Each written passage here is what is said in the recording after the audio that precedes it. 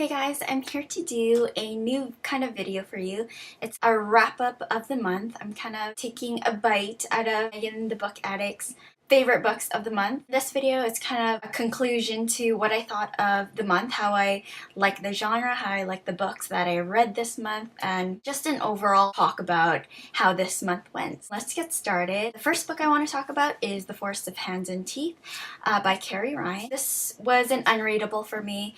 If you checked my review out, you will know the reasons why. Yeah, I was disappointed, and I think I was just expecting something totally different from this book, and because of those expectations, I was kind of let down by it. The writing was well done, and the zombie aspect of the book was totally awesome, but overall I think the plot and the characters weren't executed as well as I thought. I'm all for being surprised, being pleasantly surprised in books. Unfortunately, this wasn't one of them. So yes, I might check out Dead Toss Waves. I heard that's a bit better, but that might be lower on my reading list. Yeah. The next book I want to talk about is Neil Gaiman's The Graveyard Book, with illustrations by Dave McKean. I read this at the beginning of the month, and I thought this was a really good book. I gave this book a readable. Out of all of my readables this month, this probably wasn't my absolute favorite, but I still thought it was really, really well done. I loved the storytelling and the overall story of the book. You're pulled into this really fantastical, creepy world. There's amazing characters and adventures. Some of the chapters weren't as awesome as others in the book, but I think overall as a whole, I really enjoyed it. Yeah. And so the next books I want to talk about is the Devouring series. The Devouring, which I gave a readable. Solstice, which I also gave a readable. Fearscape, which I also gave a readable. This is totally a readable series. It's just 3 books. It concluded with Fearscape. These books were totally appropriate for Halloween. It's horrifying, disturbing, scary, and it was amazing. It was amazing. It was a fun read. There is great action, great adventure. There is some romance sprinkled in, which I enjoyed. I thought these were executed really great. It's riddled with horror cliches, and which was fine by me because all of those aspects really got to me. Favorite from the books kind of declined from Devouring to Fearscape. Devouring was my favorite book, then Solstice, then Fearscape. I think it was because the horror, scary aspect of the book, the intensity and frequency kind of declined. It was still there, but just not as intense and frequent. There were great characters. I love the story, so check those out.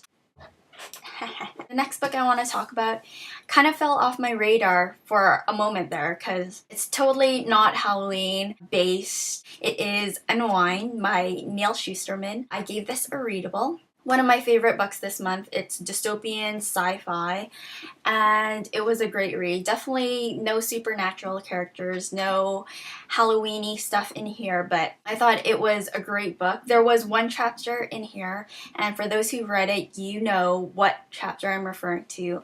Happens near the end of the book. It was disturbing and left me uneasy and freaked out. Ugh.